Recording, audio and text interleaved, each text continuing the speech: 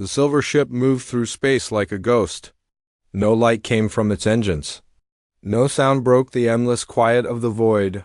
Commander Thane stood on the bridge and looked at the small blue planet below. Earth. Another world to study. Another species to catalog. The Valthani Empire had done this for thousands of years. They watched. They learned. They decided which species might become dangerous. Most never made it past their homeworlds. The few that did usually destroyed themselves. With wars or greed, Thane was old even by Valthani standards. His pale blue skin had grown darker with age. His large black eyes had seen the rise and fall of dozens of civilizations. He felt nothing when those worlds died. Feeling was weakness. Emotion led to poor decisions. "Commander," said Dr. Kira from her station, "the scanning equipment is ready. We can begin studying the humans." Kira was younger than Thane but shared his cold logic. All Valthani did. Their ancestors had learned the hard way that emotions caused wars, love led to jealousy, joy led to greed. Fear led to violence, so they had removed these things from their nature. Now they reproduced in laboratories. Children grew up in training centers. No parent loved a child. No child needed love. It was efficient, it was logical, it kept them alive. "Begin the observations," Thane ordered. "Focus on their family structures first. We need to understand how they organize their social groups." The ship's powerful sensors turned toward Earth. They could see through walls and watch people from space. The humans had no idea they were being studied. To them, the Valthani ship was just another star in the night sky. Kira selected a small settlement to observe. It sat in a valley surrounded by green hills. Maybe 200 humans lived there. They had built simple houses from wood and stone. Gardens grew around each home. Children played in the streets. "Interesting," Kira said as she adjusted the sensors. "They live in small groups instead of large cities. Each group contains adults and smaller humans, probably offspring," Thane nodded. "Standard mammalian behavior. The adults will protect the young until they can reproduce. Then they will drive them away to find their own territory." But as they watched, something strange happened. The smaller humans ran freely between all the houses. Adults who were not their parents fed them, gave them water, spoke to them kindly. One adult spent an entire day teaching a child who was not his offspring how to grow plants. "That makes no sense," Kira said. "Why waste resources on genetic material that is not your own?" They focused their sensors on one house. A male human named Day lived there with a female named Nari. 2 small humans lived with them. A boy called Jiho who looked about 4 years old, and a baby girl named Soman. The Valthani watched as Day woke up before dawn. Instead of eating first, he checked on both children. He made sure they were warm. He prepared food for them before making his own breakfast. When Jiho woke up crying from a bad dream, Day held the child close until the fear went away. "Highly inefficient," Thane noted. "The adult is using energy to comfort offspring instead of preparing for daily survival tasks." Nari was equally puzzling. She spent hours each day teaching Jiho how to speak better. She sang to baby Soman even though the infant could not understand the words. When Soman became sick with a fever, Nari stayed awake for 3 straight days caring for her. She barely ate or slept. "The female is risking her own health," Kira observed. "If she becomes weak, she cannot protect herself or reproduce again." This behavior should have been eliminated by natural selection. They watched other families in the settlement. The pattern repeated everywhere. Adults gave the best food to children. They spent time teaching instead of hunting or building. They carried tired children instead of making them walk. When danger came near, the adults always moved to stand between the threat and their young. An elderly human named Hoon lived alone, but he spent his days carving wooden toys for the settlement's children. His hands were old and painful, but he worked carefully to make each toy perfect. When children brought him food in return, he always gave most of it back to them. "This is completely illogical," Thane said. "These humans are acting against their own survival interests. Dr. Kira pulled up data from their archives. Commander, I have studied 847 different species. None of them behave this way. Parents provide basic protection until offspring can survive alone. They do not waste resources on extended care or teaching non-survival skills. A young woman named Yuna worked as a teacher in the settlement. She had no children of her own, but she spent every day helping other people's offspring learn to read and count. She used her own resources to buy books and supplies. When parents could not pay her, she taught their children anyway. She gains nothing from this behavior, Kira noted. The knowledge she gives away weakens her competitive advantage. She should keep her skills secret to benefit her own future offspring. The more they observed, the more confused the Valthani became. Human parents did not just provide basic survival needs. They played games with their children. They told them stories. They celebrated the day each child was born every year. They displayed pictures of their offspring in their homes, like trophies. Day worked at a dangerous job in the settlement's mine. Every day he risked cave-ins and toxic gases. But instead of keeping the extra money he earned from hazard pay, he spent it on better food for Jiho and Soman. He bought them warm clothes for winter. He saved coins in a jar marked for their future. The male is literally shortening his lifespan to provide non-essential resources for offspring, Thane said. This violates every principle of evolutionary biology. Nari was equally baffling. She had been offered a safer job in another town that paid more money, but she refused to take it because it would mean moving away from Day's parents. She said, Jiho and Soman needed to know their grandparents. She chose less money and more danger to give her children something called family connections. The Valthani had no word for grandparents in their language. Once Valthani offspring reached maturity, they never saw their genetic creators again. The concept of multiple generations maintaining contact was alien to them. Commander, Kira said slowly, I am detecting something unprecedented in these humans. They appear to experience positive emotional responses when their offspring succeed, even when that success provides no benefit to the parents themselves. She showed him recordings of Day teaching Jiho to ride a bicycle. When the boy finally managed to pedal without falling, Day's face showed an expression the Valthani had never seen. Pure joy with no selfish motive, pride in another being's achievement. This emotion seems to motivate them to provide even more resources and time to their young, Kira continued. It creates a feedback loop that drives them to invest far beyond biological necessity. Thane stared at the readings. In all his years of observation, he had never encountered a species that acted this way. These humans were either the most evolutionarily flawed species in the galaxy, or they possessed some survival advantage that Valthani science could not yet understand. Either way, they represented something new, something that would require much more study to comprehend. Expand the observation parameters, he ordered. I want to know everything about how these humans interact with their offspring. This behavior pattern could be significant.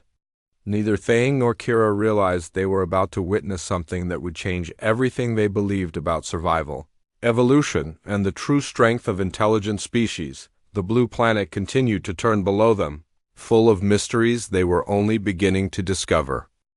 The warning alarm screamed through the Valthani scout ship. Captain Wren gripped his command chair as sparks flew from damaged control panels. His small vessel shook violently as it fell toward Earth's surface. Engine failure complete, reported his navigator Kao. We have lost all main power systems. Wren was a career military officer. He had served the Valthani Empire for 30 years without showing fear, but now his ship was crashing toward a primitive planet full of unpredictable beings. His crew, of 6, faced possible death among aliens whose behavior made no logical sense. Brace for impact, Wren ordered. Emergency protocols are now active. The scout ship hit the ground hard. Metal screamed against rock as it slid down a hillside. Trees snapped like twigs under its weight. Finally, the vessel came to rest in a smoking crater just outside the human settlement that Dr. Kira had been studying. Wren slowly opened his eyes.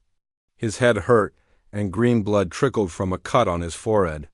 Around him, his crew groaned. As they regained consciousness, the ship's hull had cracked open in several places. Pieces of hot metal and broken equipment lay scattered everywhere. "Status report," he said weakly. Engineer Voss checked his instruments with shaking hands. "Life support is failing. Hull breach in 3 sections.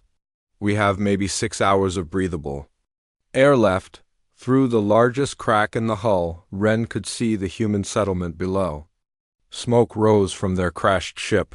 Surely the noise had alerted every human for miles around.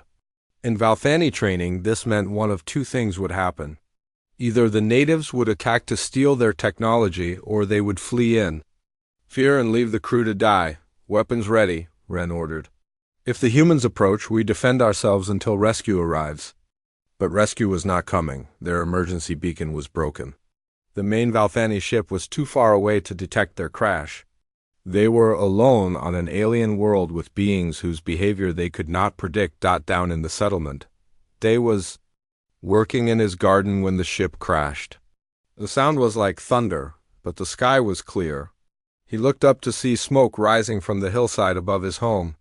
"Nari," he called to his wife, "something has fallen from the sky. Take Jiho and Soman inside." But Nari was already moving. She scooped up baby Soman and grabbed 4-year-old Jiho's hand. "Come quickly," she told the boy. "We need to get to safety." Other humans in the settlement were doing the same thing. Parents rushed to gather their children. But they did not flee. Instead, they moved their families to the safest buildings and then came back outside to look toward the crash site. "Could be a meteor," said Hoon, the elderly toy maker. "But that smoke looks wrong. Too much metal burning." Yuna, the teacher, pointed toward the hillside. "Look there. You can see pieces of something shiny. That is not natural rock." As they watched, a piece of the crashed ship's hull shifted. Something was moving inside the wreckage. The humans could not see clearly, but they knew that whatever had crashed was not empty. Then disaster struck in a way no one expected. The damaged ship's power core began to fail. Energy feedback caused small explosions throughout the vessel. Pieces of burning metal shot out of the cracks like bullets. Some flew toward the settlement below. A large chunk of superheated hull plating spun through the air, directly toward Day's house. Inside, Nari was trying to keep the children calm. She had no idea that death was falling from the sky toward them. Day saw the danger first. The metal piece was bigger than his chest and glowing red hot. It would crash through his roof and kill everyone inside. He had maybe 2 seconds to act. Without thinking, Day threw himself between the falling metal and his home. The burning plate hit him in the chest and shoulder, knocking him to the ground. His clothes caught fire. The smell of burned flesh filled the air. "Day!" Nari screamed from inside the house. She burst through the door carrying both children. When she saw the burning metal near her husband, she understood what had happened. He had used his own body as a shield to protect them. More debris was falling. Another piece spun toward baby Soman in Nari's arms. Without hesitation, Nari covered her daughter with her own body. The hot metal struck her back, burning through her shirt and searing her skin. She bit back a scream to avoid frightening the children. "Mama hurt," little Jiho said, reaching up to touch his mother's face. "Mama is fine," Nari lied, though pain shot through her entire back. "We need to help Papa now." From their damaged ship, the Valthani crew watched in complete shock. Captain Wren stared at his scanner readings in disbelief. The adult male deliberately intercepted the debris, he reported to his crew. He placed himself in the path of lethal projectiles to protect smaller humans. Engineer Voss checked his instruments twice. "Confirmed, Captain. The female did the same. They both accepted injury to shield their offspring from harm. This made no sense to any Valthani. In their society, adults were valuable because they could work and fight and reproduce. Children were replaceable. They could always make more offspring, but losing experienced adults weakened the entire group." "Perhaps it was accident," suggested Navigator Kale. "Maybe they could not move fast enough to escape." But even as he said it, more humans were arriving at Day's house. Hoon ran as fast as his old legs could carry him. Yuna dropped her books and sprinted across the settlement. Others came from every direction. The Valthani expected to see the humans fight over the limited medical supplies. In most species, injured individuals were left to heal themselves or die. Resources went to the healthy who could contribute to group survival. Instead, they watched something unprecedented unfold. Hoon immediately began treating Day's burns with supplies from his own home. "Do not worry about me," Day gasped. "Help Nari first." "She is hurt worse," but Nari was saying the same thing. "Treat Day first, I can wait. The children need their father healthy." Yuna arrived with clean cloth and water. Instead of helping just one family, she organized the other humans into groups. Some gathered medical supplies. Others took care of Jiho and Soman so their parents could receive treatment. Everyone shared what they had. This behavior violates every survival principle. "We know," Captain Wren said quietly. "They are using resources to help others instead of securing advantages for themselves."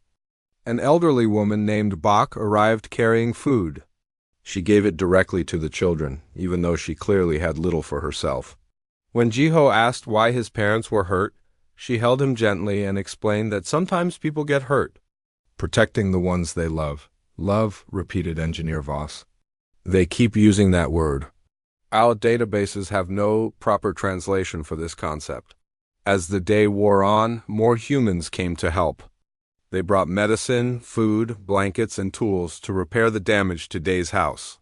No one asked for payment. No one demanded favors in return. They helped because Day and Nari had been hurt protecting their children. Jin, a strong young man, spent hours fixing the damaged roof. "Day would do the same for my family," he explained when someone asked why he was working so hard. A woman named Yoon cooked meals for everyone who was helping. Her partner Wu carried water and supplies. Their own child, Haiyan, played with Jiho, and saw men to keep them distracted from their parents' pain. By evening, both Day and Nari were stable. Their burns would heal, though they would carry scars forever. The house was repaired. The children were fed and safe. From the crashed ship, the Valthani crew had watched it all in stunned silence. "Captain," said Voss slowly, "these humans just demonstrated that individual sacrifice for offspring leads to community support for the family unit. The parents' protective behavior actually increased their survival chances by activating group cooperation." Captain Wren stared at the readings from his sensors. Everything they had observed challenged fundamental Valthani beliefs about evolution and survival. "We need to make contact," he decided. "If we are going to survive until rescue arrives, we must understand these beings better." But first, they had to figure out how to approach creatures whose first instinct was to die for their children. Captain Wren stood at the edge of the crashed ship's hull, watching the human settlement below. 3 days had passed since the accident. His crew was still alive, but barely. Their air recycling system had failed completely. They needed help. But approaching the humans felt dangerous in ways Wren could not explain. "Captain," said Engineer Voss, his voice weak from breathing the thin air, "we have maybe 6 hours left before we suffocate. We must make contact now." Wren nodded slowly. They had no choice. But first, he wanted to understand these strange beings better. He activated his personal scanner and focused on different families in the settlement. Down in the valley, Dr. Kira on the main observation ship was doing the same thing. She had been watching human behavior for weeks now, and each day brought new mysteries. The incident with Day and Nari was not unique. It was part of a pattern that made no evolutionary sense. She turned her sensors toward a house on the other side of the settlement. A human male named Jin lived there with his partner and 2 children. Minji was 6 years old, and Taiho was barely walking. Jin worked in the dangerous mines every day, but not for the reasons Kira expected. In most species, individuals worked to gain resources for themselves. They competed with others for the best food, the safest homes, the strongest mates, but Jing did something different. He volunteered for the most dangerous mining jobs because they paid more money. Then he spent that extra money entirely on his children. Kira watched as Jin came home covered in coal dust, coughing from the toxic air in the deep tunnels. His lungs were clearly damaged from years of this work. But instead of eating first or resting, he played with Minji and Taiho until they fell asleep. Only then did he tend to his own needs. The male is deliberately shortening his lifespan too. Provide non-essential resources for offspring, Kira noted in her log. He could choose safer work and live longer, but he prioritizes their comfort over his survival. The pattern became even stranger when winter arrived. Food became scarce in the settlement. Most species would establish dominance hierarchies to determine who ate first. The strongest would take the best food. The weakest would starve, but humans did the opposite. Jin's family had stored enough food for the cold months, but barely. When Kira analyzed their meals, she discovered that Jin consistently gave the largest portions to Minji and Taiho. His partner ate the second largest portions. Jin ate whatever remained, which was often not enough to maintain his body weight. He is weakening himself to strengthen his offspring, Kira recorded. This should lead to his death and the family's collapse. Yet somehow this behavior seems to make the family unit more stable, not less. She observed similar patterns in every human family. Parents always ate last and least. They gave their warmest clothes to their children while wearing thin, patched garments themselves. They slept in the coldest parts of their home so their offspring could be warm and comfortable. Captain Ren's attention was drawn to another family. A woman named Yoon lived with her partner Wu and their young son Haiyan. One morning, fire broke out in a building near their home.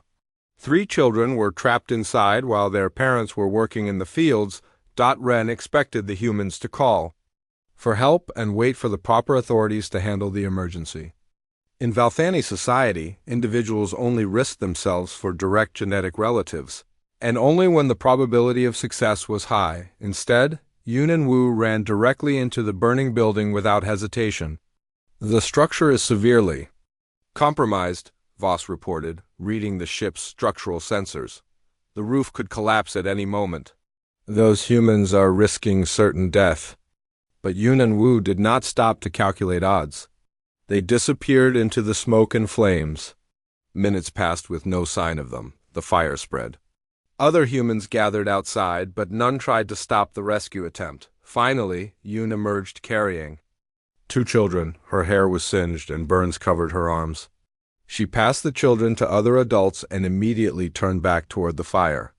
"One more inside," she gasped. Wu appeared carrying the 3rd child, but he collapsed as soon as he reached safety.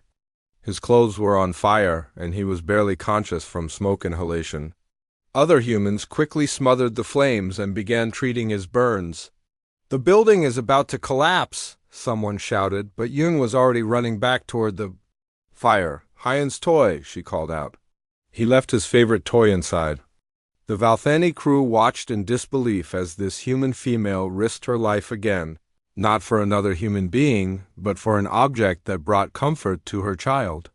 She emerged just as the roof fell in, clutching a small wooden horse. Haiyan hugged the toy and his mother, not understanding how close he had come to losing both of them forever. "The female risked death for an object with no survival value," Captain Ren said quietly. She did it because the object provided emotional comfort to her offspring. This was perhaps the most incomprehensible behavior they had witnessed yet. Valthani had no concept of comfort objects or emotional attachment to inanimate things. If an object had no practical function, it was discarded immediately. Dr. Kira expanded her observations to include the entire settlement. What she discovered challenged everything she thought she knew about intelligent life. The humans had created a system where every adult was responsible for every child. When Minji and Taiho played in the streets, dozens of adults watched them casually, ready to intervene if danger appeared. When children got lost, the entire community stopped their work to search. She documented an incident where a child named Sola wandered into the forest and could not find her way back. Her parents were frantic, but they were not alone in their concern. Every adult in the settlement joined the search. They spent 2 full days looking for one child who was not genetically related to most of them. When they found Sola, safe but hungry, The entire community celebrated. The rescue party carried her back like a conquering hero. Her parents cried with relief, but so did many other adults who had no biological connection to the child. They treat all offspring as if they were their own genetic material, Kira noted. This extends their protective behavior beyond family units to the entire social group. The most puzzling aspect was how this behavior affected the children themselves. Kira observed that human offspring raised with this level of protection and care developed differently than young in other species. Minji, despite being only 6 years old, already showed signs of the same protective instincts as her parents. When a younger child fell and scraped his knee, she immediately stopped playing to help him. She shared her food with children who had less. She comforted others when they cried. The offspring are learning protective behavior through observation, Kira realized. Each generation becomes more willing to sacrifice for the next. This creates an expanding cycle of altruistic behavior. But the most significant discovery came when Kira analyzed the settlement's response to external threats. When dangerous animals approached from the forest, human adults did not just protect their own children. They formed defensive groups that shielded all the young ones equally. During one attack by a pack of wild predators, she watched Jin and 3 other men create a barrier between the animals and a group of children that included offspring they had never seen before. They fought with desperate courage, accepting injuries to prevent any child from being harmed. They will die for children who are not their own, Captain Ren observed. This level of altruism should not exist in nature. The injured men were treated as heroes by the community. Their own children looked at them with obvious admiration and pride. But more importantly, the children they had protected now looked at them the same way. The protective behavior creates social bonds that strengthen the entire group, Kira concluded. Adults who sacrifice for children gain status and influence. Children who benefit from protection develop loyalty and gratitude. The system reinforces itself. As Captain Ren watched these observations unfold, a disturbing thought began to form in his mind. What would happen if these humans ever developed space travel? What would happen if they encountered the Valthani Empire? A species that would die for their children would fight for them with equal intensity. They would not surrender when threatened. They would not negotiate when their young were at risk. They would become the most dangerous enemy the galaxy had ever seen. We need to make contact now, he told his crew. But not as observers. We need to understand if their protective instincts make them a threat to the Empire. As his crew prepared for first contact, none of them realized they were about to discover that human protective behavior was not just about children. It was about creating the kind of civilization that would eventually spread across the stars, carrying with it the most powerful force in the universe, the willingness to sacrifice everything for those who cannot yet protect themselves. Captain Ren could no longer avoid the truth. His crew was dying. The ship's air was almost gone, and their emergency supplies had run out 2 days ago. If they wanted to live, they had to trust the humans they had been studying.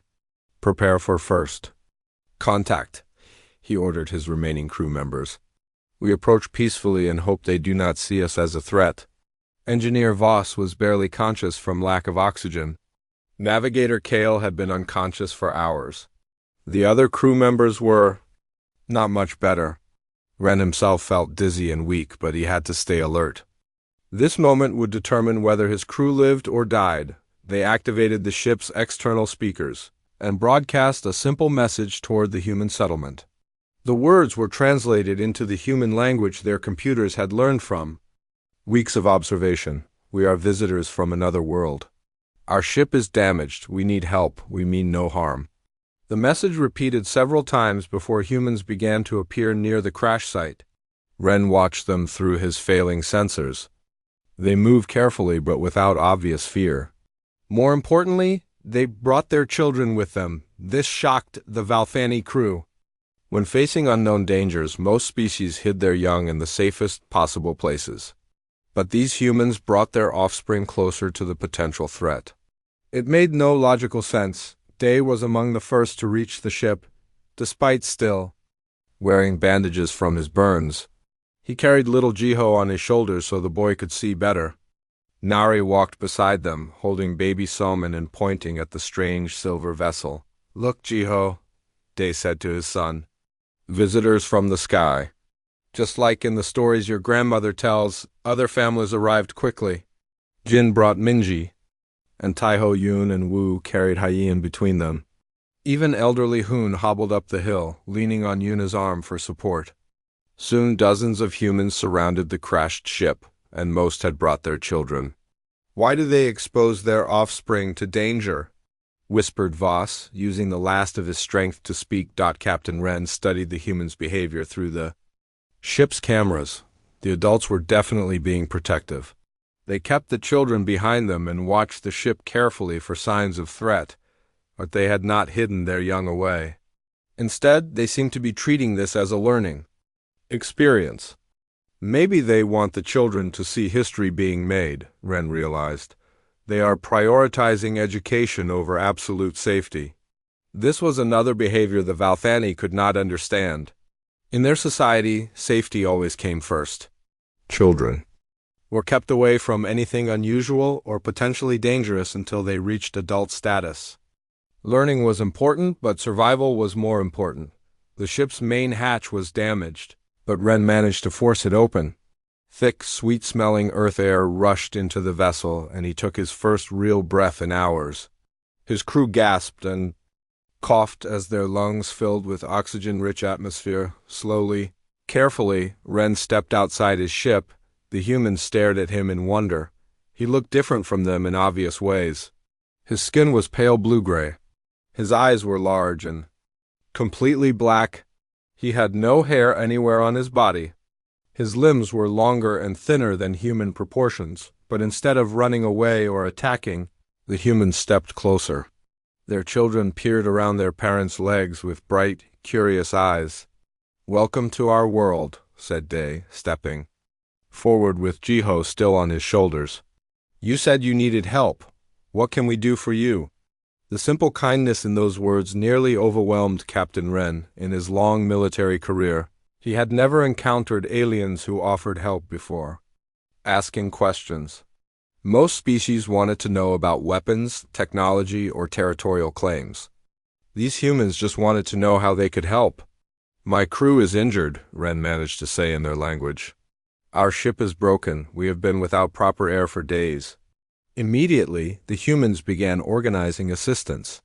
Yuna ran back to the settlement to gather medical supplies. Jin examined the ship's damaged hull to see what repairs might be possible. Hoon sat down on a nearby rock and began entertaining the children with stories so the adults could focus on helping, but it was what happened next that truly amazed the Valthani crew. Nari approached the ship carrying baby Soman. She looked at Wren with obvious concern and said, "You look very weak. Have you eaten recently?" "We have had no food for 2 days," Wren admitted without hesitation. Nari handed Soman to Day and hurried back toward the settlement. She returned an hour later with a large basket of food. Bread, fruit, cooked meat, fresh water, and other supplies. "This was our family's food for the next 3 days, she explained as she offered the basket to Wren. "But you need it more than we do right now." Captain Wren stared at the food in disbelief. This human female had just given away her family's survival resources to complete strangers from another world. Her own children might go hungry because of her generosity. "We cannot accept this," he said. "Your offspring need this food." Nari looked confused by his concern. "There is enough food in the settlement for everyone," she said. "When people are hungry, we share what we have. That is what families do." "But we are not your family," Wren pointed out. "We are not even your species." "That does not matter," Day said, adjusting Jiho's position on his shoulders. "You are far from home and in trouble. That makes you our responsibility until you are safe again." Other humans were arriving with more supplies. Blankets, tools, medicines, and fresh clothing. They brought everything freely, without asking for payment or promises in return.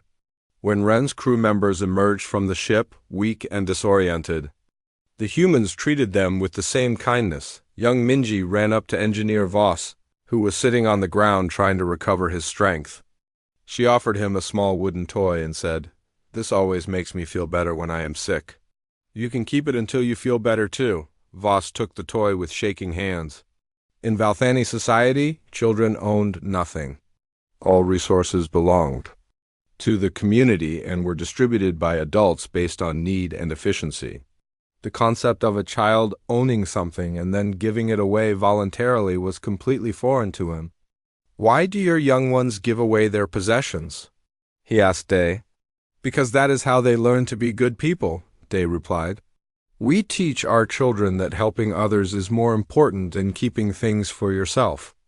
Over the following days, as the Valthani crew recovered their strength, they witnessed the human settlement's daily life up close.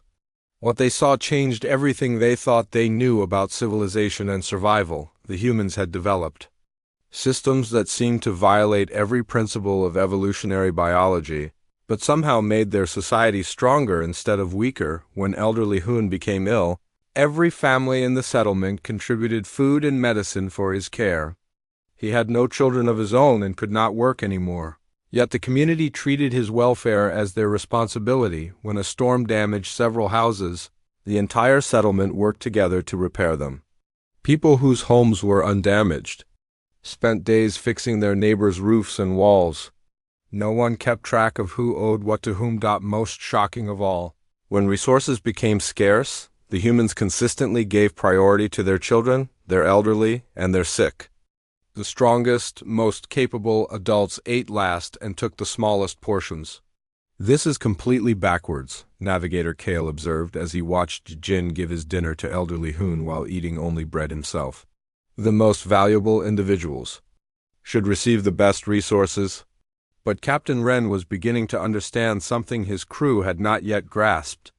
He watched how the children in the settlement behaved after witnessing such generosity. They learned to share their own food. They helped carry heavy loads for adults. They comforted each other when someone was sad or afraid. They are not just feeding their children's bodies, he realized. They are feeding their spirits. They are teaching the next generation to be better than the current one. The implications of this discovery terrified him. The Valthani Empire had conquered dozens of worlds by exploiting the selfishness and fear that drove most species.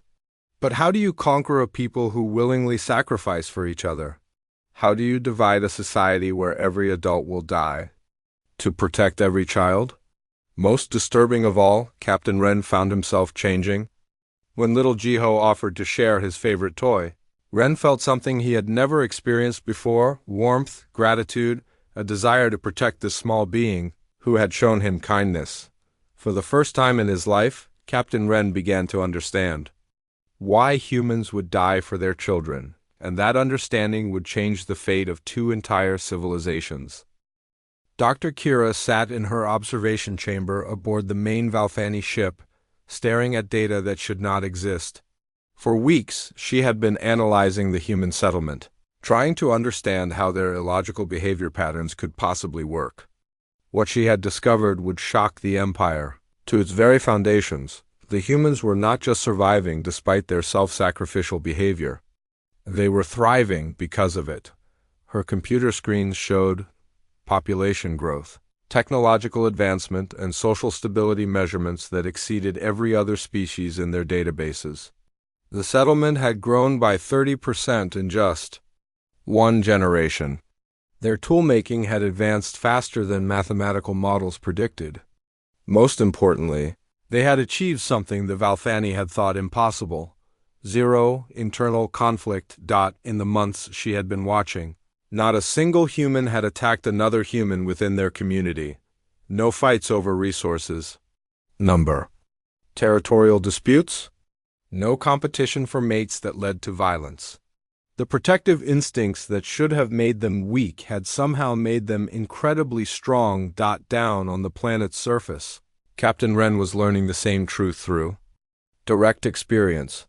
His crew had been living among the humans for 2 weeks while they waited for their ship's emergency beacon to be repaired. Every day brought new revelations about how their society actually worked. This morning he watched Jay, a young human, male whose father had died protecting the settlement from wild animals. Instead of becoming angry or bitter, Jay had dedicated his life to learning everything he could about engineering and construction. He wanted to build better defenses so no other children would lose their parents the way he had. "I want to make things safer for the little ones," Jay explained as he worked on repairs to the Valthani ship. "My father gave his life for that. The least I can do is give my skills for the same cause."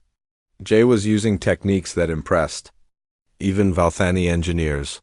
He had invented new ways to join metal that were stronger than anything in their databases. When Captain Wren asked how he had developed such advanced methods, Jay's answer was simple. "When you are trying to protect children, you find ways to do things better than anyone has done them before." This was the key insight that Dr. Kira had been missing. Human protective behavior did not just preserve life. It drove innovation. Because they cared so much about their children's future, humans constantly worked to improve their world. They invented better tools, safer buildings, more efficient farming methods, and stronger materials. Each generation built upon the previous one's innovations, not just for personal gain, but to create a better world for their offspring. The Valthani had advanced technologically through competition and conquest. They improved their weapons too, defeat enemies and their ships to claim new territories. But their progress had been slow and focused only on military applications. Humans advanced through cooperation and protection. They improved everything because they wanted their children to live better lives than they had. This motivation drove them to solve problems faster and more creatively than any species the Valthani had encountered. Captain Wren saw this pattern everywhere in the settlement. Nari had invented a new way to preserve food because she wanted to make sure Jiho and Soman never went hungry during harsh winters. Jin had developed safer mining techniques because he wanted to come home alive to his children every day. Yoon had created better firefighting methods after nearly losing her life-saving children from the burning building. "Every innovation is driven by parental love," Ren reported to Dr. Kira during their daily communication. "They do not invent things for profit or glory. They invent them to protect and provide for their young." But the most shocking discovery came when the settlement faced its greatest crisis yet. A disease outbreak threatened to kill dozens of humans, including many children. In most species, the healthy individuals would isolate themselves to avoid infection, leaving the sick to recover or die on their own. This was logical self-preservation. The humans did the opposite. Every adult in the settlement volunteered to care for the sick children, even though this meant risking their own lives. Parents whose own children were healthy spent days nursing other people's offspring. They shared medicine, food, and comfort without regard for their own safety. Yuna, the teacher, had no children of her own but spent every waking hour caring for sick youngsters. When Captain Wren asked why she would risk her life for children who were not genetically related to her, her answer stunned him. "These are all our children," she said simply. "If we do not protect them, who will? What kind of future would we be building if we let children die to save ourselves?" The disease was eventually contained, but not before several adults had become infected from caring for the young ones. Yet not a single human regretted their choice. They celebrated every child who recovered as if it were their own offspring. This behavior should lead to population collapse, Dr. Kira noted in her records. Instead, it has created the strongest social bonds we have ever documented. The children who recovered from the illness grew up knowing that the entire community had risked everything to save them. This knowledge shaped their entire worldview. They learned that adults could be trusted completely. They learned that their lives had value beyond their individual contributions. Most importantly, they learned that love was not a weakness, but the foundation of true strength. When these children became adults, they carried the same values forward. They protected the next generation even more fiercely because they understood the power of that protection. Each generation became more committed to the welfare of children, creating an ever-strengthening cycle of care and innovation. Commander Thane, aboard the main observation ship, reviewed Dr. Kira's reports with growing alarm. The implications were terrifying for the Valthani Empire. These humans will never submit to conquest, he realized. A species that fights for their children's future will resist any threat to that future with unlimited determination. But the revelation went deeper than military concerns. As he studied the data, Thane began to understand that the Valthani had made a fundamental error in their own evolution thousands of years ago. His ancestors had eliminated emotional attachment to prevent wars and conflicts. They had assumed that feelings led to irrational behavior and poor decision-making. But the humans proved that assumption wrong. Emotional attachment to children did not make humans weak. It made them innovative, cooperative, and incredibly resilient. It gave them a reason to build civilizations that lasted instead of just surviving day by day. The Valthani had achieved technological superiority through cold logic and efficient resource allocation. But they had also created a society that could not grow beyond its current limitations.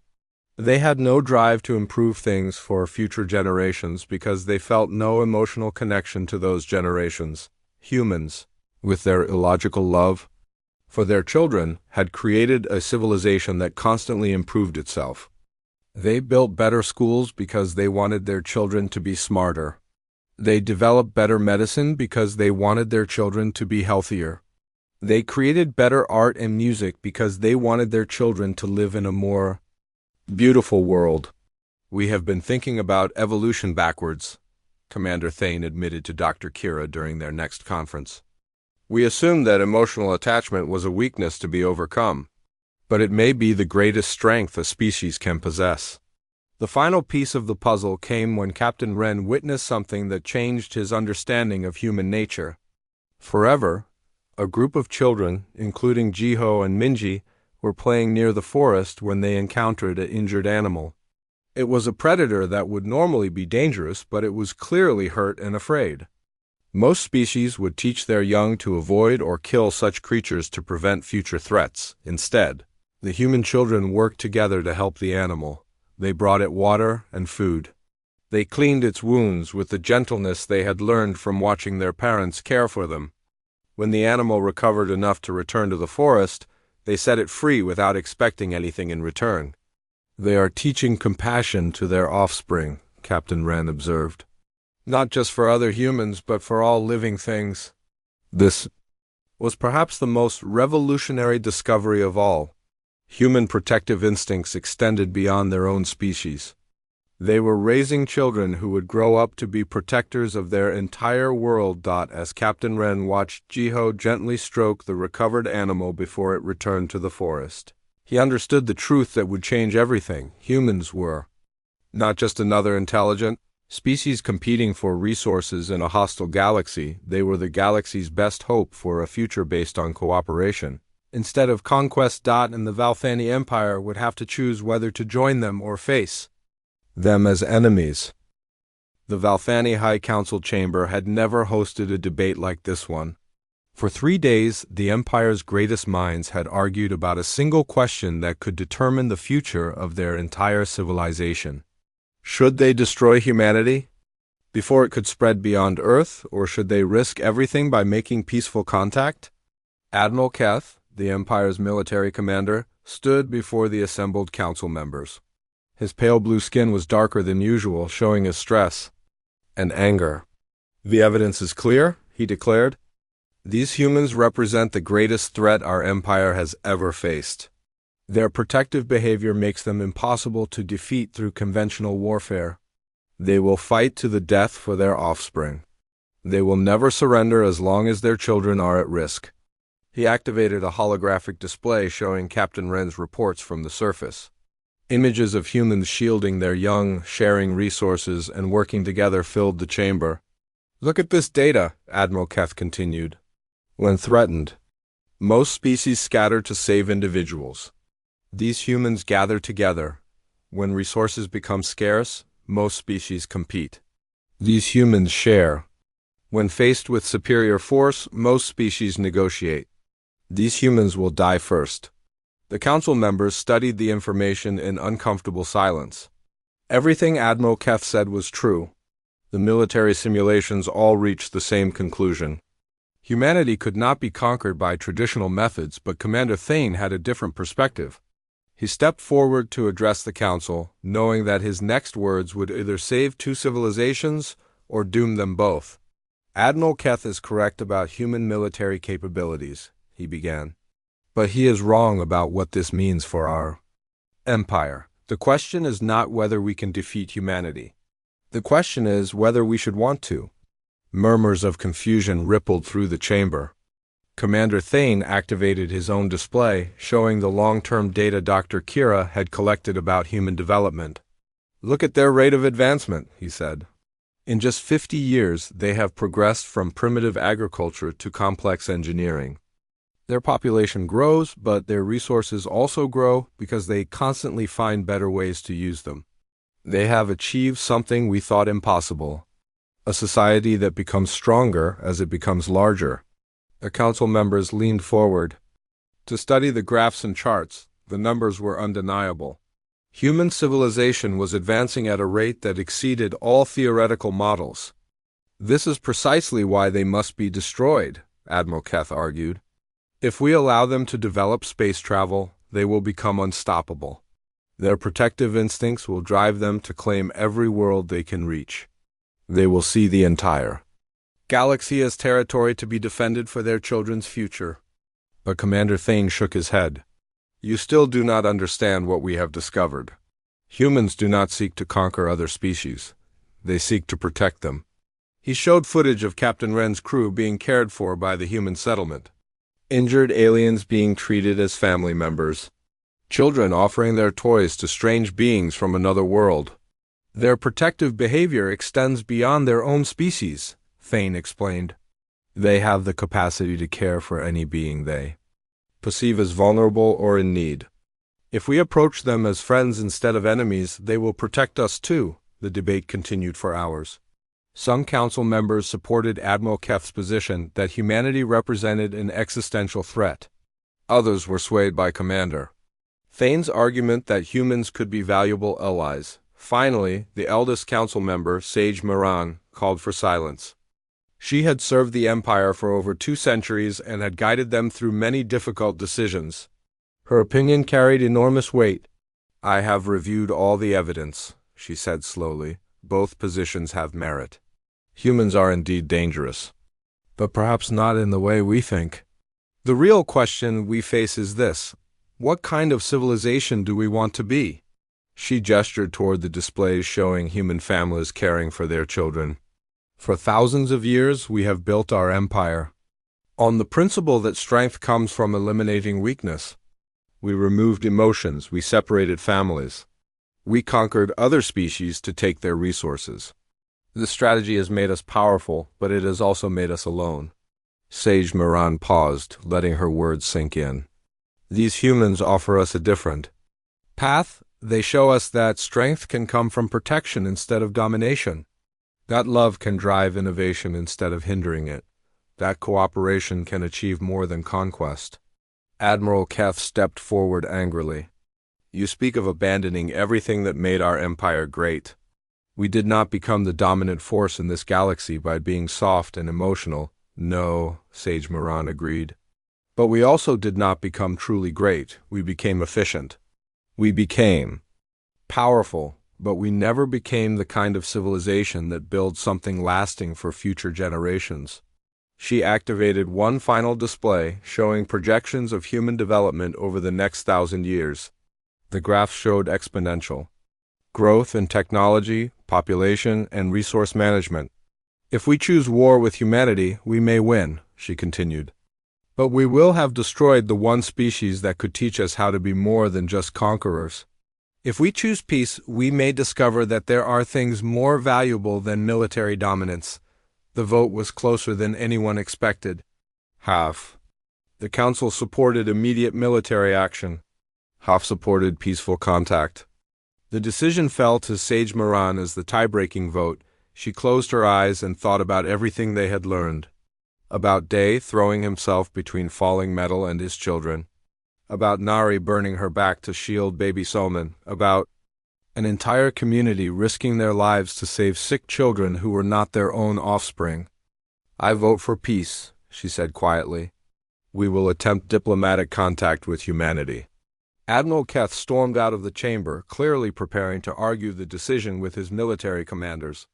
But Commander Thane felt something he had never experienced before. Hope. Down on Earth's surface, Captain Wren received the Council's decision with mixed emotions. He had grown to care about the humans during his stay in their settlement. The thought of his own people attacking them filled him with an unfamiliar pain, but now he had been given a different mission. He would serve as the first official ambassador between the Valthani Empire and humanity. The success or failure of first contact would depend largely on his ability to bridge two completely different ways of thinking about life and survival. He found Day and Nari in their garden, teaching Jiho and Soman how to plant seeds for the coming season. The sight that had once puzzled him now filled him with something approaching understanding. "My people have made a decision," he told them. "We want to meet with your leaders. We want to learn from each other instead of fighting." Day looked up from the small plant he was helping Jiho position in the soil. "That sounds wonderful," he said simply. "Our children should grow up in a galaxy where different peoples help each other instead of hurting each other." The first formal meeting between Valthani and human representatives took place in the settlement's community center. Ambassador Yan represented humanity. She was a woman whose parents had died protecting her from a natural disaster, and who had spent her life working to make the world safer for other children. Commander Thane led the Valthani delegation. As he looked across the table at Ambassador Yan, he realized that they were not just negotiating between two governments. They were choosing between two different visions of what intelligent life could become. "We come to you with a proposal." Commander Thane began. "Our empire has advanced technology and knowledge of the galaxy. Your people have something we have lost: the ability to care for others as if they were your own children." Ambassador Yan smiled, and Commander Thane felt the warmth in that expression even though he did not fully understand it. "We would be honored to share what we have learned," she replied, "but we ask for one thing in return. Help us make sure that every child in the galaxy, human or Valthani, has the chance to grow up safe and loved." The negotiations that followed lasted for months, but the foundation had been laid in that first exchange. The Valthani would share their technology and knowledge of other worlds. Humans would share their understanding of how love and protection could drive a civilization to greatness. The first mixed crews launched into space 5 years later. Human children and young Valthani worked side by side, exploring new worlds and making contact with other species. The protective instincts that had once puzzled the alien observers now guided their expansion into the galaxy. Jiho and Soman, now teenagers, were among the first human children to travel to the Valthani homeworld. As they walked through the alien cities, young Valthani approached them with curiosity instead of fear. Slowly, carefully, the two species began to learn from each other. The empire that had once conquered through force began to grow through cooperation. Species that had hidden from Valthani warships now approached their diplomatic vessels with hope instead of terror. The galaxy began to change from a place of endless competition to a place where different peoples could work together for a common future. And at the center of it all was the simple truth that Captain Wren had discovered in a small settlement on a distant world.